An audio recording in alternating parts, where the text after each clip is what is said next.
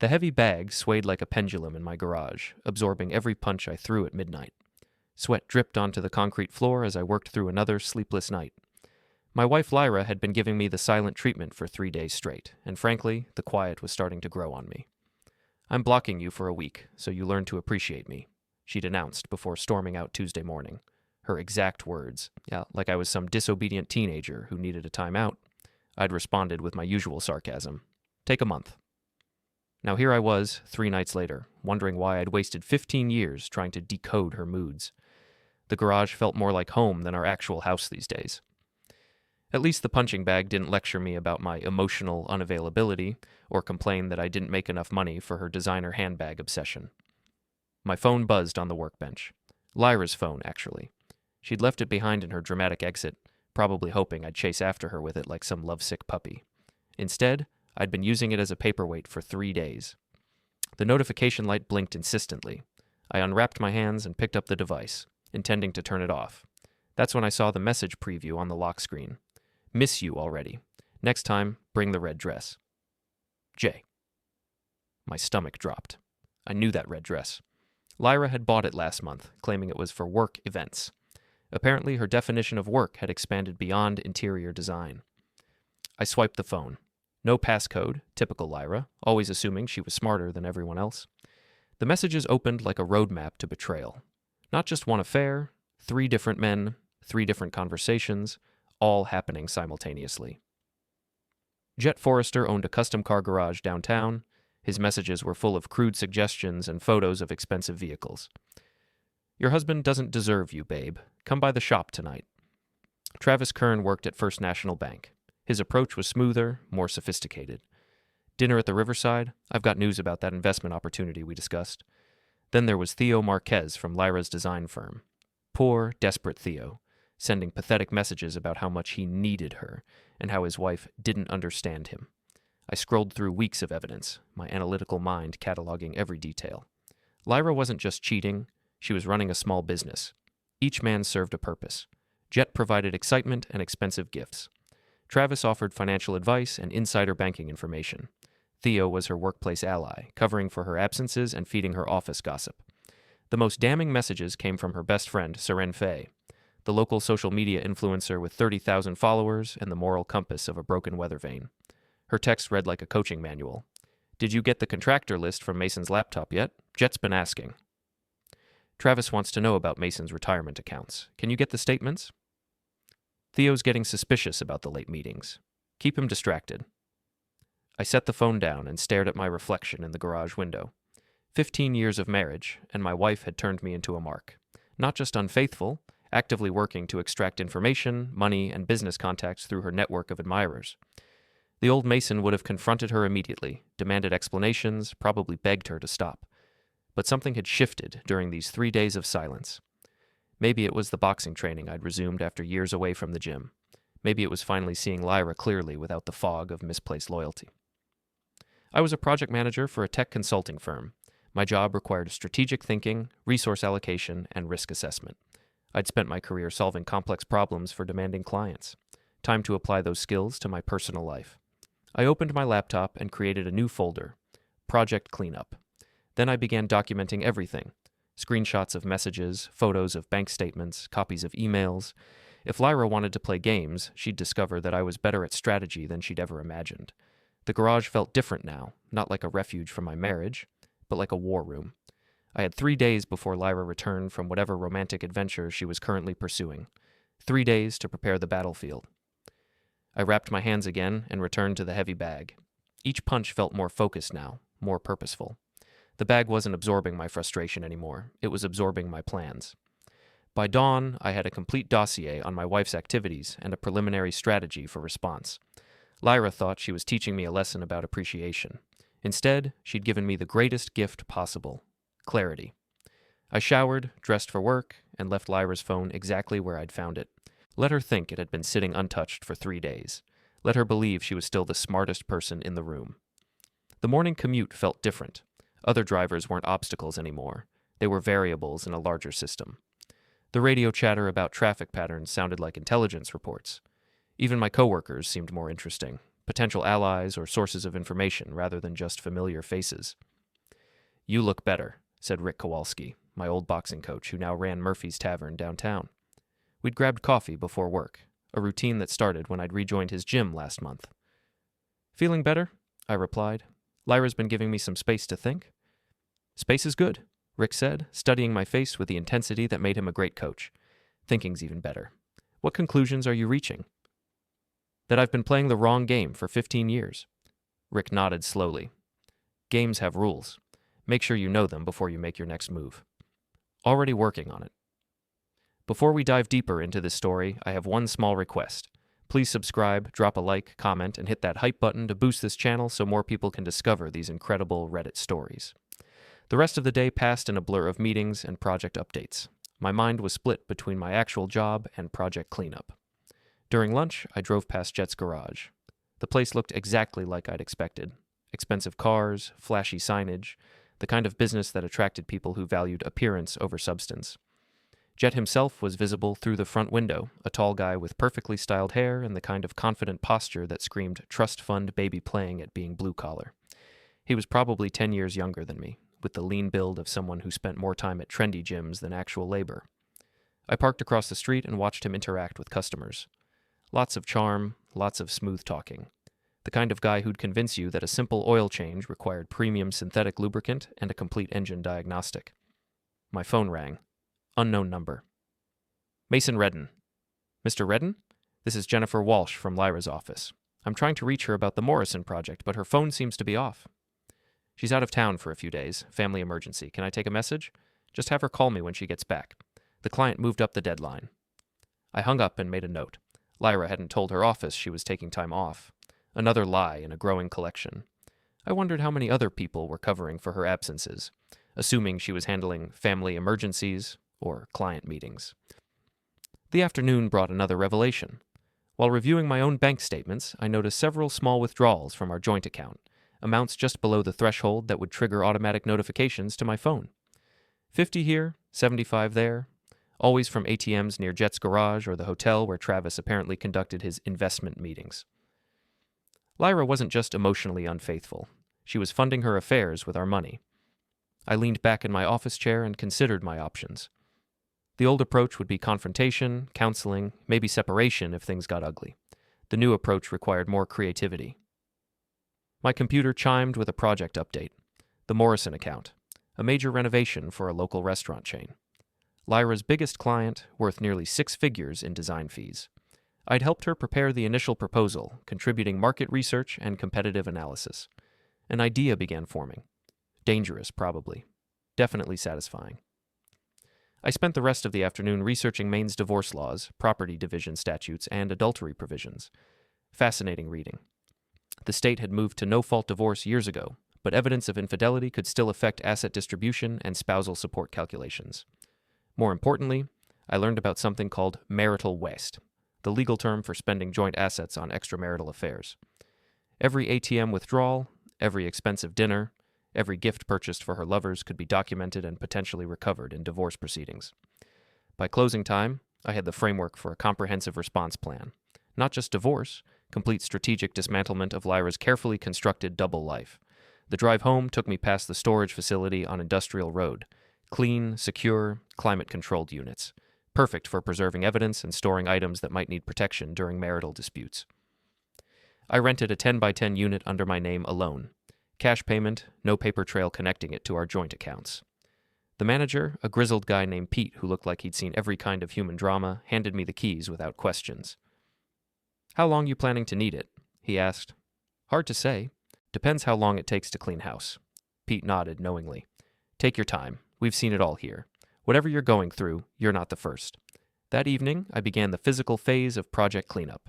While Lyra was presumably enjoying her romantic getaway, I systematically photographed and cataloged her belongings. Designer clothes, expensive jewelry, art pieces, electronics, everything purchased with joint funds during our marriage. I wasn't stealing or destroying anything, just relocating items to secure storage while documenting their value and purchase history. If Lyra wanted to play games with marital assets, she'd discover that I kept better records than she realized. The house felt different with her things gone. Cleaner. More spacious. like removing clutter from a room and suddenly seeing the actual architecture underneath. I kept a few items visible, enough to avoid suspicion if she returned early, but the bulk of her material world was now safely stored in Unit 47, along with copies of every document I'd photographed. My phone buzzed around midnight. Text message from an unknown number. "This is Seren. Lyra asked me to check on you. Everything okay?" I stared at the message for several minutes before responding. "Everything's fine. Just enjoying the quiet." "She's worried you might be upset about her trip?" "Not upset at all. Sometimes space helps you see things more clearly." "What kind of things?" I smiled at the phone. Seren was fishing for information, probably reporting back to Lyra about my emotional state. Time to give them something to think about. Just reevaluating priorities. Marriage is complicated, isn't it? So many moving parts, so many ways for things to go wrong if people aren't honest with each other. The response took several minutes. "Lyra loves you, Mason. Whatever you're thinking, don't do anything rash." "Wouldn't dream of it. I'm a very careful person. Always have been." I turned off the phone and went to bed in my newly spacious bedroom. Tomorrow was day 4 of Lyra's lesson in appreciation. She had no idea how much I was learning. Thursday morning arrived with unusual clarity. I woke up naturally without the familiar tension that had marked most mornings for the past year. No tiptoeing around Lyra's moods, no careful navigation of whatever fresh grievance she'd cultivated overnight. The empty house felt like possibility rather than abandonment. I made coffee, real coffee, not the organic, fair trade, ridiculously expensive beans Lyra insisted on, and reviewed my notes from the previous day. Project cleanup was entering Phase 2, intelligence gathering and strategic positioning. First stop, Jet's garage. I needed to understand what Lyra had promised him and what he expected in return. The messages suggested he wanted access to my work laptop, specifically contractor lists for upcoming municipal projects, information that could give his business significant competitive advantages. I drove past the garage around 8:30, noting the security cameras and employee schedules. Jet arrived in a pristine black Mustang, the kind of vehicle that screamed compensation issues. He parked in a reserved spot marked owner and strutted into the building like he owned the entire block. Interesting. A man that concerned with image would be vulnerable to public embarrassment. Next stop, First National Bank. Travis Kern worked in the commercial lending department, according to his LinkedIn profile. His messages with Lyra referenced investment opportunities and questions about my retirement accounts. Classic financial predator behavior. Identify targets with assets, then find ways to access or redirect those resources. The bank was busy with morning customers. I waited in line for a teller, observing the staff dynamics. Travis emerged from an office around 9:15, a smooth-looking guy in an expensive suit. He moved through the lobby with practiced confidence, shaking hands and making small talk with potential clients. I approached his desk during a lull between appointments. "Travis Kern? I'm Mason Redden. My wife Lyra mentioned you might be able to help with some investment planning." His face lit up with recognition and something else. Guilt, maybe, or calculation. "Mason! Of course Lyra's told me so much about you. Please, have a seat." I settled into the chair across from his desk, noting the family photos and professional certificates designed to project trustworthiness. "She says you've been very helpful with financial advice." "I try to take care of my friends," Travis replied, his smile never wavering. "What kind of investment timeline are we looking at?" "Well, that depends. Lyra mentioned you had some insights about our current portfolio. Maybe we could start there?" Travis's expression flickered. He was clearly fishing for information while pretending to offer advice, a classic con artist technique. "I'd need to see your current statements to make specific recommendations." "Of course. I'll have Lyra bring them by next week when she's back in town." "Back in town?" "Family emergency. She had to leave suddenly." I watched his face carefully. "I'm sure she mentioned it." The confusion in his eyes confirmed my suspicion. Lyra hadn't told any of her lovers about the others. Each man believed he was her only confidant, her only escape from an unhappy marriage. "Right, the family thing," Travis recovered. "I hope everything works out." "I'm sure it will. Lyra's very good at managing complicated situations." I left the bank with valuable intelligence. Travis was operating blind, unaware of Jet and Theo, probably believing he was Lyra's only affair. That isolation made him vulnerable to manipulation. The design firm where Lyra and Theo worked occupied the second floor of a renovated downtown building. I'd been there dozens of times for office parties and client events, so my presence wouldn't raise suspicions. The receptionist, a young woman named Amy, greeted me warmly. "Mason, here to surprise Lyra?" "Actually, she's out of town. Family emergency. I just wanted to drop off some files she forgot." I held up a manila envelope containing random documents. "Oh no, is everything okay?" "Her aunt's in the hospital. You know how these things go." I glanced around the office. "Is Theo around? Lyra mentioned he might need these for the Morrison project." Amy pointed toward the back corner. "He's been stressed about that deadline. This will probably help." Theo Marquez looked exactly like his messages suggested. Nervous, overwhelmed, the kind of guy who'd mistake attention from an attractive woman for genuine affection. His desk was cluttered with project files and empty coffee cups. "Mason?" He stood up quickly, knocking over a pencil holder. "What are you doing here?" "Bringing some files for Lyra. She had to leave town suddenly." I handed him the envelope. Family emergency. "Is she okay?" The concern in his voice seemed genuine, which made him more pathetic than threatening. "She will be. These things happen." I gestured at his cluttered workspace. "Looks like you're carrying extra load while she's gone." The Morrison project deadline moved up. I'm trying to cover her client meetings, but... He trailed off, realizing he was complaining about his lover to her husband. "But you're not getting paid extra for the overtime," I finished. "That's always the way, isn't it? The people who care most about the work end up doing everyone else's job." Theo nodded eagerly, grateful for understanding. "Exactly. And when something goes wrong, guess who gets blamed?" I spent 10 minutes listening to Theo complain about office politics and unrealistic deadlines. He was clearly infatuated with Lyra, but also resentful of how she used his willingness to help. Another vulnerability to exploit. "Well, I should let you get back to it," I said finally. "I'm sure Lyra appreciates everything you're doing." "I hope so. Sometimes I wonder if she even notices." "Oh, she notices. Lyra notices everything." The drive home gave me time to process the morning's intelligence. All three men were operating with incomplete information, each believing he had a special relationship with my wife. None of them realized they were part of a larger scheme orchestrated by Lyra and Seren. That afternoon, I implemented Phase 3 of Project Cleanup: evidence preservation and communication control. I drove to the electronics store and purchased a new smartphone, paying cash and activating it under a prepaid plan. My research phone for activities I didn't want traced to my regular number. Next stop, a meeting with Jennifer Walsh, the lawyer who'd handled our house purchase 5 years ago. I'd called ahead, requesting a consultation about asset protection in volatile markets. Jennifer's office overlooked the harbor with the kind of view that justified her hourly rates. She was a sharp woman in her 50s, the type who'd built her practice by being smarter and more prepared than her opponents. "Asset protection," she said, reviewing the notes I'd provided. "Are we talking about business risks or personal risks?" "Personal. Hypothetically, if someone discovered their spouse was using marital assets inappropriately, what options would they have?" Jennifer leaned back in her chair. "Hypothetically, that someone would want to document everything before taking action. Financial records, communication evidence, proof of asset misuse. The more documentation, the stronger the position." "And if that documentation already existed?" "Then that someone would be ahead of 90% of people in similar situations." She studied my face carefully. "Mason, are we still talking hypothetically?" "For now, but I believe in being prepared." "Smart approach. If this hypothetical situation becomes real, call me immediately. Don't confront anyone, don't make threats, don't do anything that could be construed as harassment or intimidation." "What about protecting assets during the documentation phase?" "Perfectly legal, as long as you're not hiding or destroying marital property. Safeguarding items, organizing records, securing important documents. All reasonable activities." I left Jennifer's office with a clearer understanding of the legal landscape.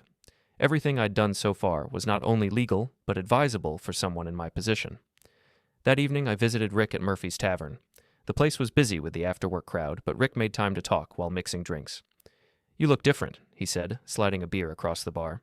"More focused." "I'm seeing things clearly for the first time in years." "That can be dangerous. Clear vision makes it hard to ignore ugly truths." "Sometimes ugly truths are exactly what you need." Rick nodded, wiping down glasses with mechanical precision. "Boxing taught me that everyone has a plan until they get punched in the face. What's your plan for when the other person starts swinging back?" "Stay calm. Stay smart. Don't let emotion override strategy." "Good philosophy. Just remember, the goal isn't to destroy your opponent, it's to win the fight." I spent the rest of the evening at the gym, working through combinations on the heavy bag. Each sequence felt more natural than the last, muscle memory returning from my amateur boxing days. The rhythm was meditative, helping me organize my thoughts and refine my approach. My phone buzzed around 10 o'clock. Message from Lyra's phone. Missing you. Hope you're not too lonely. L. I stared at the message for several minutes before responding. House is quiet, giving me time to think about things. What kind of things? Our future.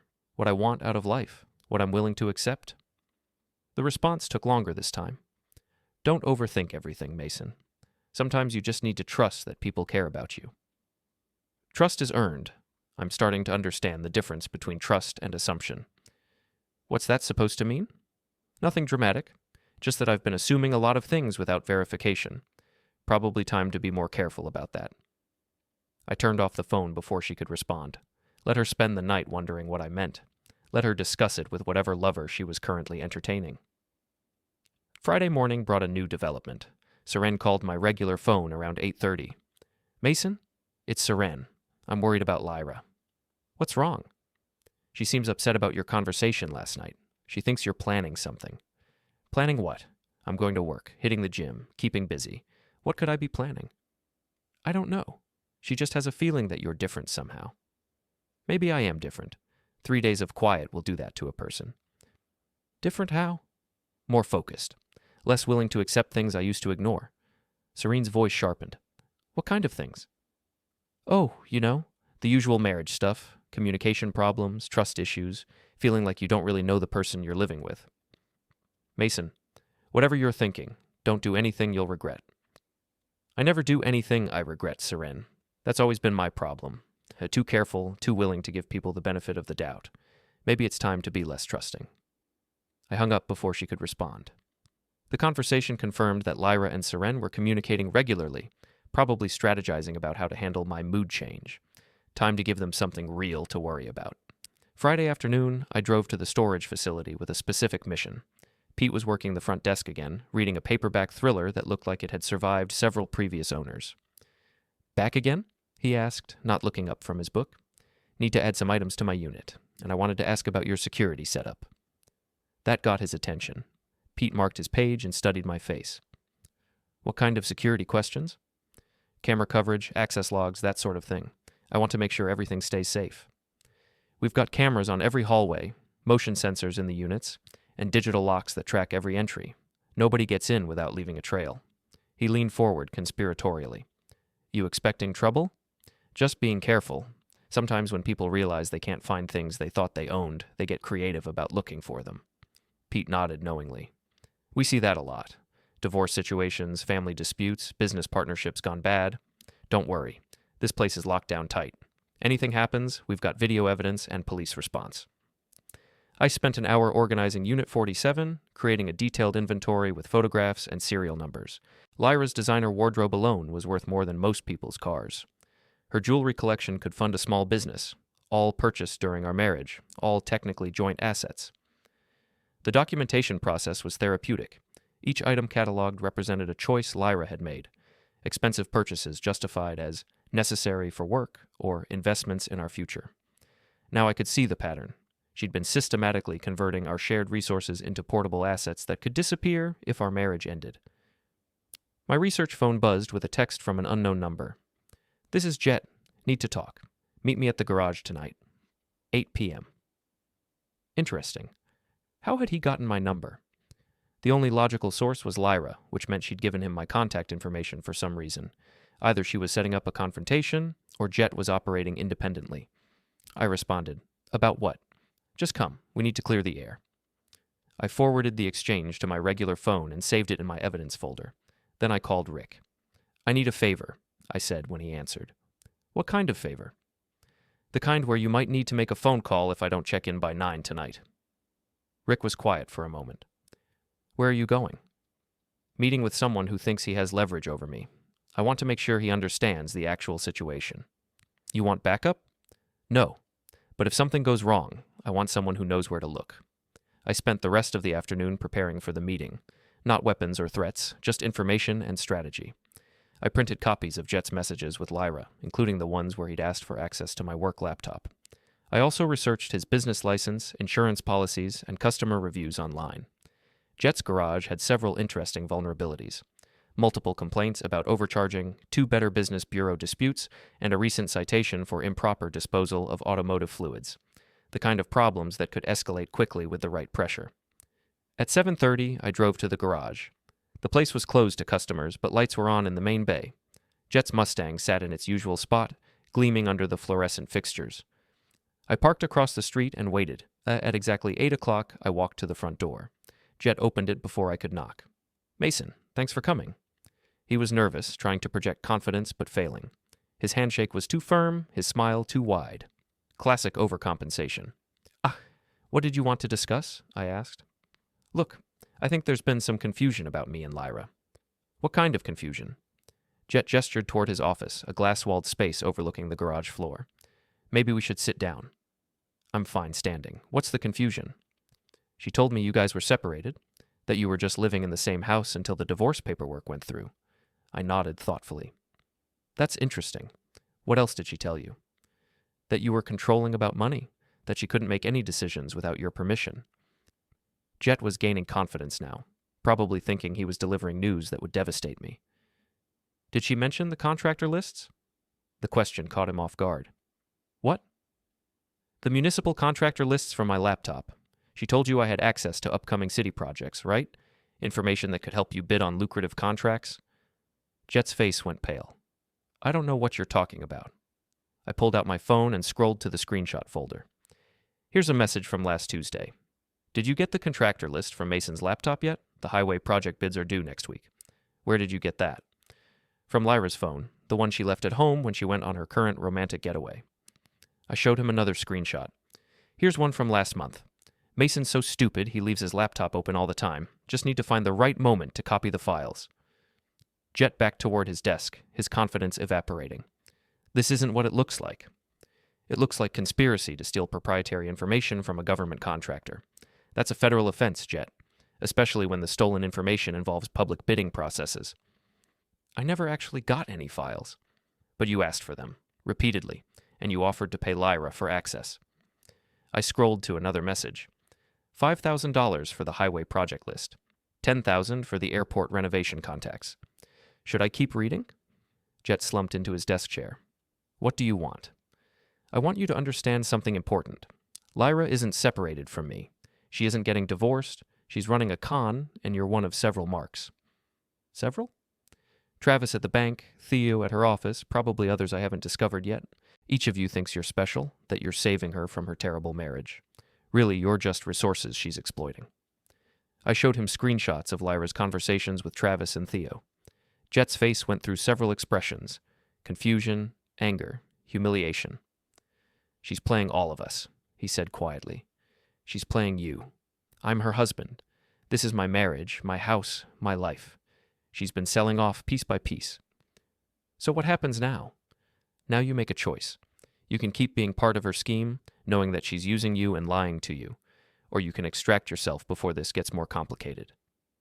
Jet stared at the screenshots for a long moment. "What about the others? Travis and Theo?" "That's not your concern. Focus on your own situation." "Are you going to report the contractor list thing?"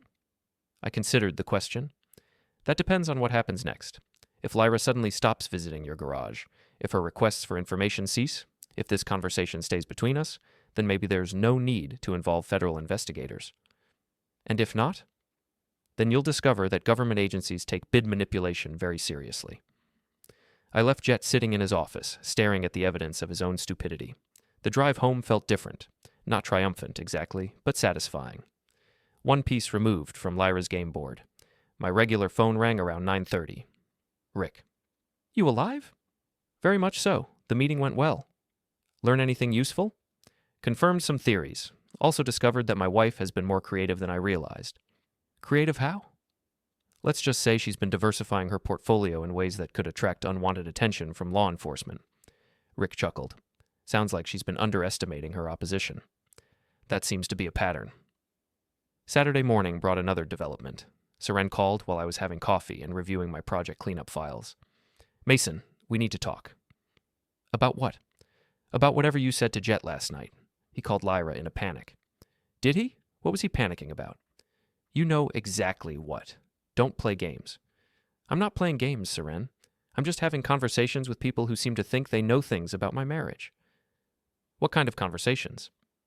Educational ones. Turns out there's been a lot of misinformation floating around. I thought it was important to provide accurate details. Serene's voice hardened. You need to back off. Or what? Or you'll regret it. I laughed, surprising myself with how genuine it sounded.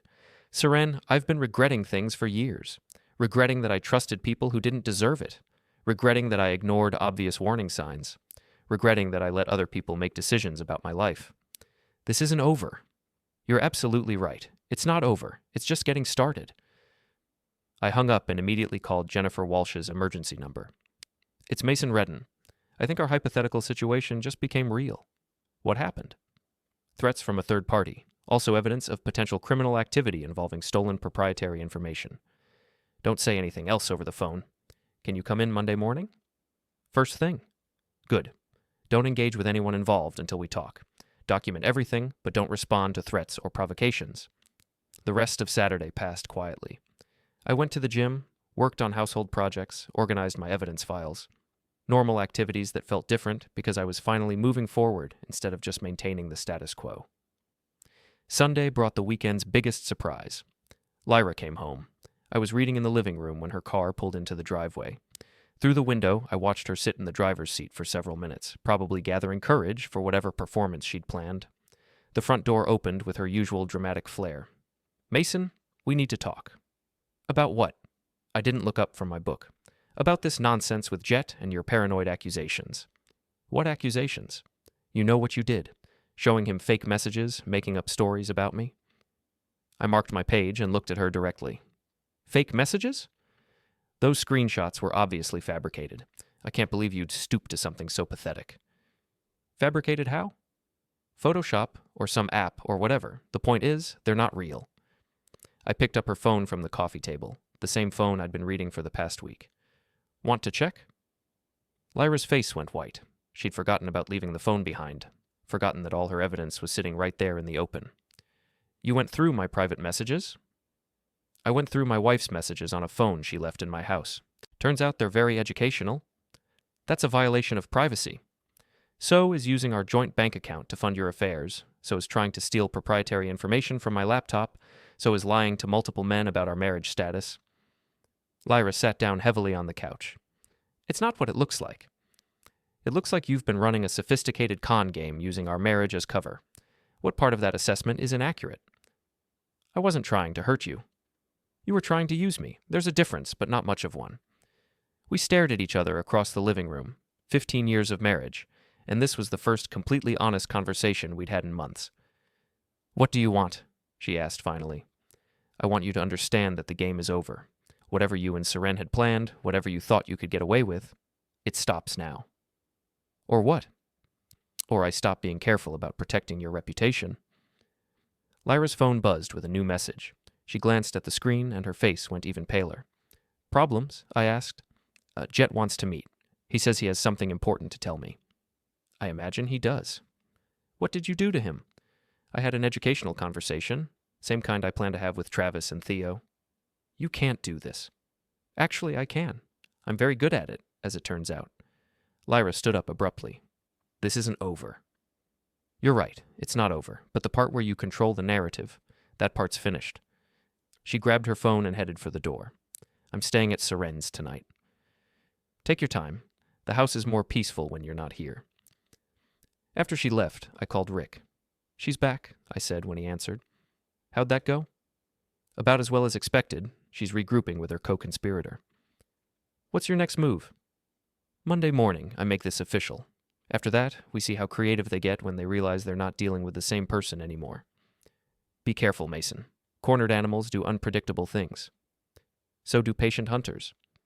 Monday morning arrived with the crisp clarity of October in Maine. I'd slept better than I had in months, probably because the pretense was finally over. No more wondering, no more hoping things would improve on their own, just clear objectives and a strategic plan. Jennifer Walsh's office was busy with the usual Monday morning chaos, but she made time for our appointment. I'd brought a comprehensive file, printed messages, bank records, photographs of relocated items, documentation of every suspicious transaction and conversation. "This is thorough," she said, reviewing the materials. "Almost obsessively thorough." "I'm a project manager. Documentation is what I do." "Good thing. This level of evidence makes my job much easier." She set down the bank statements. "The marital waste claim alone is worth tens of thousands. Add the attempted theft of proprietary information, and we're looking at significant leverage." "What about the threats from Seren?" "Document everything. If she escalates, we file for a restraining order. But right now, we focus on protecting your assets and establishing clear boundaries." Jennifer outlined the legal process: temporary separation agreement, asset preservation orders, formal discovery of all financial accounts. The works. "How long before Lyra realizes what's happening?" I asked. "She'll know something's changed the moment we serve papers. After that, you can expect her to get creative about hiding assets or destroying evidence." "She's already being creative. That's why everything's in storage." "Smart. Keep documenting, keep your distance, and let me handle the legal maneuvering." I left Jennifer's office feeling like I'd finally hired the right person for the job. No more amateur hour, no more hoping people would do the right thing voluntarily. My phone buzzed with a text from my research number. "Theo. Can we meet? I have information you need to know." "Interesting." I responded. "What kind of information?" "About Lyra and Seren. Things you don't know." "Where?" "Coffee shop on Main Street. Noon." I arrived early and chose a table with clear sightlines to the entrance. Theo appeared exactly at noon, looking even more nervous than he had at the office. He ordered coffee with shaking hands and sat down across from me. "I know what you're thinking," he said without preamble. "What am I thinking?" "That I'm just another guy she was using, and you're right. But there's more to it." "I'm listening." Theo pulled out his phone and showed me a series of text messages. Not from Lyra, from Seren. "She's been coordinating everything, telling each of us what to ask for, when to meet Lyra, even what gifts to buy her." I scrolled through the messages. Seren's instructions were detailed and specific. Get Mason's laptop password. Find out about the retirement accounts. Ask about the Morrison project timeline. "How long has this been going on?" I asked. "Months, maybe longer. Seren recruited me first, said Lyra was unhappy and needed support. Made it sound like I was helping a friend through a difficult time." "And you believed that?" Theo's face flushed. "I wanted to believe it. She paid attention to me, made me feel important. I haven't felt that way in years." "What changed your mind?" "Jet called me Saturday night. Told me about your conversation, showed me the screenshots. I realized we were all getting played." This was unexpected. Instead of isolating each man separately, my confrontation with Jet had triggered communication between them. Not necessarily bad, but definitely unplanned. "What else do you know?" I asked. "Serene's been documenting everything. Photos of your house, copies of documents, recordings of conversations. She's building some kind of file." "For what purpose?" "I don't know. But she's obsessed with you, Mason. This isn't just about helping Lyra cheat. It's personal." That confirmed something I'd suspected.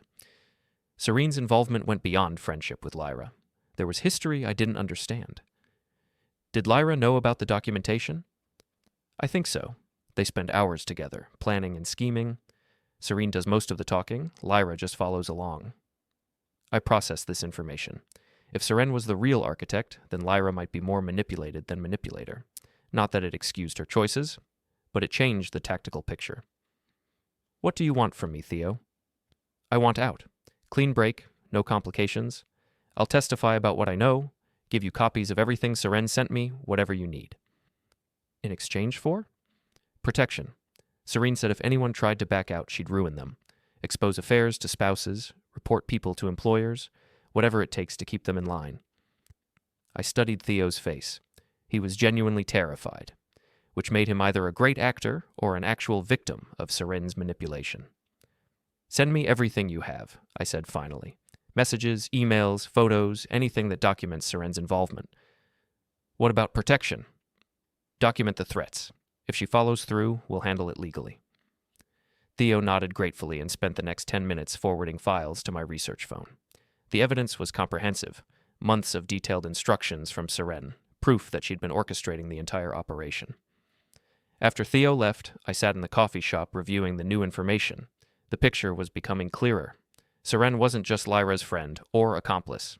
She was the mastermind, using Lyra and the others to execute some kind of long-term plan against me personally. But why? What had I done to earn that level of focused hostility? I spent the afternoon researching Seren's background. Social media influencer, lifestyle blogger, occasional model for local businesses, 30,000 followers, mostly women interested in fashion and relationship advice. Then I found it. A business license from 3 years ago, Fay Design Consulting, registered to Seren's address. The company had been dissolved after 18 months with outstanding debts and several legal disputes. I dug deeper. Court records, bankruptcy filings, angry customer reviews. Seren had tried to start an interior design business, competing directly with established firms like the one where Lyra worked. The business had failed spectacularly. Seren had overpromised and underdelivered, taken deposits without completing work, made enemies throughout the local design community. More importantly, I found my connection to her failure. 3 years ago, I'd been hired by the city to evaluate proposals for the new library renovation. Seren's company had submitted a bid, but I'd recommended against it due to lack of experience and questionable references. That recommendation had effectively ended her design career. The library project was high-profile enough that losing it marked her as unreliable. No other major clients would work with her after that. So this was revenge. 3 years in the making, using my own wife as the primary weapon. My phone rang. Jennifer Walsh. "We have a problem," she said. "Lyra just filed for a restraining order against you, claims you've been threatening her and her friends." "On what evidence?" Her affidavit mentions confronting Jet at his garage, making threats about federal investigators, intimidating behavior at her workplace. I thought about the conversations. Everything I said was true. Jet was asking for stolen information, that is a federal crime, and I did visit Lyra's office. Truth isn't the issue. Perception is. The judge granted a temporary order based on her testimony. You can't contact her directly or visit her workplace until the hearing next week. What about our house? Still yours. She can't exclude you from your own property, but she can claim harassment if you're there when she is. This is Seren's strategy. Force me to react emotionally, then use my reactions as evidence of instability. Probably, which means we need to be smarter than they are. No more direct confrontations, no more surprise visits. Everything goes through lawyers from now on. After hanging up, I sat in my car outside the coffee shop, thinking through the new tactical situation. The restraining order was a setback, but not a catastrophe. It actually confirmed that my pressure campaign was working. They wouldn't need legal protection if they weren't worried. My research phone buzzed. Text from Travis. "We should talk. I have information about Seren." The afternoon was turning into a parade of revelations. I responded, "Where?" "Bank parking lot. After hours. 6 p.m. I arrived at First National just as Travis was locking up. He looked around nervously before approaching my car. "Get in," I said. "I'd rather talk out here." "Suit yourself. What's the information?" "Seren's been asking me to run credit checks on you. Unauthorized checks using your social security number. That was a serious crime. Did you do it?" "Once. Last month. She said Lyra needed to know about your debts for divorce planning." "What did you find?" "Nothing unusual. Good credit, reasonable debt-to-income ratio, no red flags, but that wasn't what she wanted to hear." "What did she want to hear?" "Evidence of hidden accounts, secret debts, anything that would support a claim that you were hiding assets from Lyra." I processed this. "So when you didn't find what she wanted, what happened?" "She asked me to falsify records, create fake loan applications showing you'd applied for credit without Lyra's knowledge." "Did you?" "No. That's wire fraud, bank fraud, probably half a dozen federal crimes. I'm not going to prison for some woman's revenge scheme." "Revenge scheme?" Travis nodded. "That's what this is. Seren hates you for something, and she's using all of us to get back at you. Lyra's just another tool." "Why are you telling me this?" "Because I'm not stupid. Jet called me after your conversation, told me what you'd shown him. Then Theo reached out with more evidence. We compared notes and realized we were all being manipulated." "What do you want?" "Same thing Theo wants. Out. Clean break. No complications." "And in exchange?" "Full cooperation. I'll document everything Seren asked me to do, testify if necessary, whatever you need." I studied Travis's face. Unlike Theo, he seemed more angry than scared. Professional pride, probably. He didn't like being used any more than I did. "Send me everything," I said. "Messages, emails, records of the credit check, anything that proves what she asked you to do." "What about the restraining order? Lyra's claiming you're dangerous." "Lyra's following Seren's script. The restraining order is just another move in the game." What's your counter move? Patience. Let them think they're winning while I document everything they do. Travis spent several minutes forwarding files to my research phone. More evidence of Seren's coordination, more proof that this was a planned campaign rather than spontaneous infidelity. After he left, I drove to Murphy's Tavern. Rick was working the early dinner shift, but the place was quiet enough for conversation. "You look like someone who's had an interesting day," he said, sliding a beer across the bar. "Enlightening. Turns out my marriage problems are actually someone else's revenge fantasy." "Explain that." I gave him the condensed version. Seren's failed business, my role in her professional downfall, the 3-year plan to destroy my marriage and reputation. "So your wife's just a weapon," Rick said when I finished. "Looks that way. Question is whether she knows it." "Does it matter?" "Legally, probably not. Personally," I shrugged. "I guess I'd like to know if she's a victim or a co-conspirator. Either way, she made choices, so you can't save someone who doesn't want to be saved." My phone buzzed with a call from an unknown number. Mason Redden. "This is Seren. We need to talk." "About what?" "About ending this before it gets worse for everyone." "I'm listening." "Meet me at the park on Elm Street. 1 hour." "Why would I do that?" "Because if you don't, tomorrow morning I start releasing information that will destroy your career and your reputation." "What information?" "The kind that makes people question your judgment and your character. The kind that makes employers reconsider their hiring decisions." I looked at Rick, who was listening intently. "I'll be there. Come alone. No lawyers, no recordings, no witnesses." "Anything else?" "Just remember, I've been planning this longer than you've been reacting to it." She hung up before I could respond.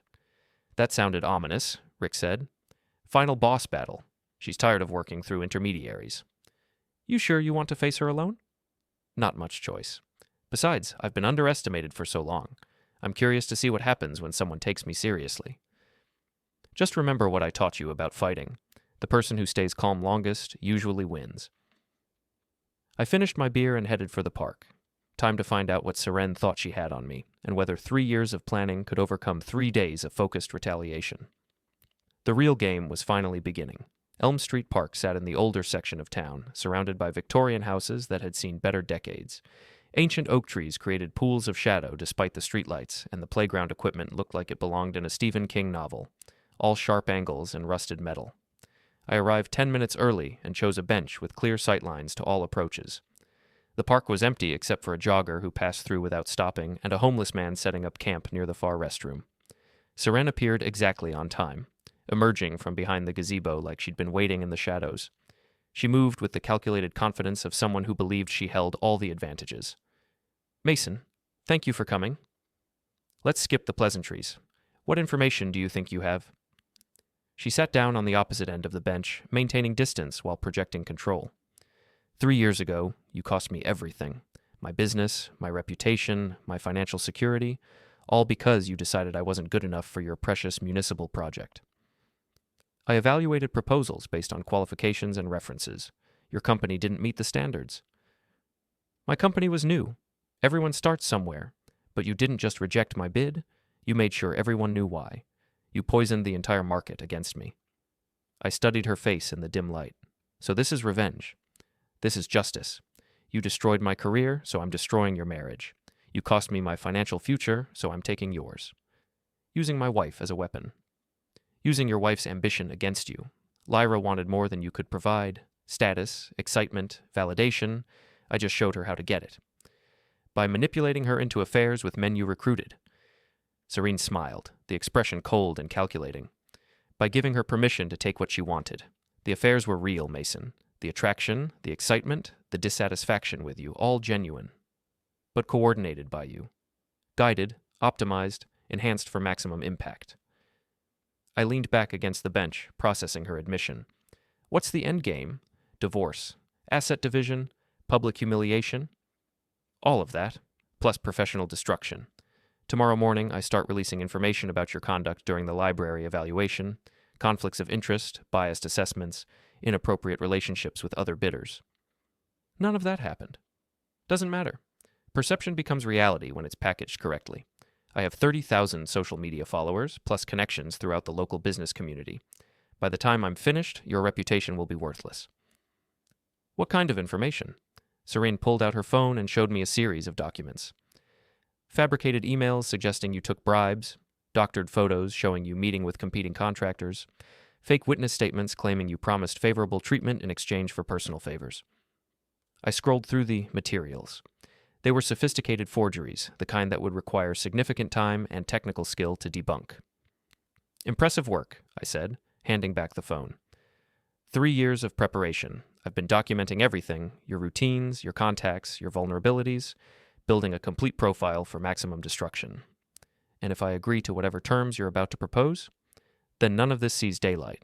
You accept the divorce terms Lyra's lawyer will propose, you don't contest the asset division, and you disappear quietly from her life. What about Jet, Travis, and Theo? What about them? They served their purpose. Whether they continue relationships with Lyra is irrelevant now.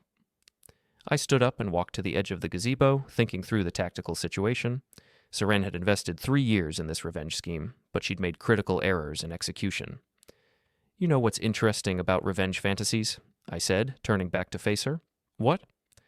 They require the target to care about the things you're threatening to destroy. Everyone cares about their reputation. True, but reputation is just other people's opinions. And I've discovered something useful about opinions. They change when people get new information. Seren's confident expression flickered. What are you talking about? I pulled out my research phone and opened the recording app. This conversation, for example, very informative, detailed confession of a 3-year conspiracy, admission of document forgery, explicit threats of character assassination. You said no recordings. You said a lot of things, most of them lies. I held up the phone. But this conversation is completely truthful, probably the most honest thing you've said in years. Seren lunged for the phone, but I stepped back easily. 3 months of boxing training had improved my reflexes considerably. Delete that, she demanded. Why would I delete evidence of criminal conspiracy? Forgery, extortion, identity theft. That credit check you had Travis run was a federal crime. You can't prove any of that. Actually, I can. Theo and Travis both decided they'd rather cooperate with me than face federal charges. They've provided comprehensive documentation of your instructions, including the requests for falsified records. Seren's face went pale. They're lying. They're scared. Turns out most people don't want to go to prison for someone else's revenge fantasy. What about Jet? Jet's been very helpful, too, especially after he realized you'd been setting him up to commit federal crimes involving government contracting. I showed her screenshots of the evidence Theo and Travis had provided. Months of detailed instructions, proof of coordination, documentation of criminal requests. This is entrapment, she said weakly. This is justice. You wanted to destroy my life using legal manipulation and social pressure. I'm destroying yours using evidence and consequences. What do you want? I want you to understand that you've been playing chess with someone who's better at strategy than you realized. I opened another app on my phone, a live streaming application connected to my social media accounts. What are you doing? Broadcasting. Your confession is going out to anyone who wants to watch, including several local business owners, city officials, and law enforcement contacts. Seren grabbed for the phone again, but I was ready this time. I stepped aside and let her momentum carry her past me. You can't do this. I already am doing it. 3 years of planning, and you never considered that your target might fight back effectively. My regular phone buzzed with a text from Jennifer Walsh. Watching the stream. Police are en route to your location. The police are coming, I told Seren. You can wait here and explain your forgery collection to them, or you can leave town tonight and hope they don't decide to pursue federal charges. This isn't over. Yes, it is. Your revenge fantasy just became a criminal investigation. Seren looked around the park desperately, probably calculating escape routes, but there was nowhere to run from a recorded confession and months of documented evidence. What about Lyra? She asked. What about her? She doesn't deserve to be destroyed because of my mistakes. Lyra made her own choices. She'll face her own consequences. She loves you. This whole thing, she was confused, manipulated, but she still loves you. I considered that claim. Maybe, but love isn't enough when trust is gone. Police sirens were audible in the distance, growing closer. Seren looked at me with something approaching respect. You're not who I thought you were, she said. No, I'm exactly who I've always been. You just never bothered to look closely enough. What happens now? Now you discover that actions have consequences, something you should have learned 3 years ago. The first police car pulled into the park. Officer Jennifer Martinez, someone I'd worked with on municipal projects. She approached cautiously, hand near her weapon. Mason? We got a call about a disturbance. No disturbance, Officer Martinez. Just a conversation that got recorded and broadcast. This is Seren Fay. She's been threatening to release forged documents unless I agreed to certain demands. I handed over my phone with the recording and the evidence files. Everything's documented. Ms. Fay has been running a 3-year conspiracy involving multiple people and several potential federal crimes. Officer Martinez reviewed the phone screen, her expression growing more serious as she scrolled through the evidence. Ms. Fay, I need you to come with me for questioning. I want a lawyer, Seren said. That's your right, but the evidence speaks for itself. As they led Seren to the police car, she looked back at me one more time. This won't bring her back, she said. I don't want her back. I want my life back. There's a difference. The police car disappeared into the night, taking 3 years of revenge planning with it. I sat on the park bench for several minutes, processing what had just happened. My phone rang. Rick. Watched your little broadcast, he said. Impressive work. Thanks, though I'm not sure it feels like winning. That's because you're not a sociopath. Normal people don't enjoy destroying others, even when it's justified. What happens next? Next you go home, get some sleep, and start figuring out what you want your life to look like without all this drama. And Lyra? That's up to her, but I'd guess she's going to have some difficult conversations with lawyers and federal investigators. I drove home through empty streets, thinking about the past week. 7 days ago, I'd been a frustrated husband in a failing marriage. Tonight, I was a single man who just dismantled a criminal conspiracy. The house felt different when I walked in. Not empty, clean. Like a space that belonged to me again instead of being a stage for someone else's performance. I poured a glass of whiskey and sat in my living room, reviewing the evidence files one more time. Everything documented, everything preserved, everything ready for whatever legal proceedings would follow. My phone buzzed with a text from an unknown number. This is Lyra. Can we talk? I stared at the message for several minutes before responding. Through lawyers only. The restraining order works both ways now. Please, I need to explain. The time for explanations ended when you chose deception over honesty. I made mistakes, but I love you. Love isn't enough when trust is broken. Actions have consequences, Lyra. You're about to discover what yours are. I turned off the phone and finished my whiskey. Tomorrow would bring lawyers, investigators, and the complex process of untangling 3 years of lies. But tonight, for the first time in months, the house was quiet and the future was mine to determine. The quiet hammer had fallen, the game was over, and I had won.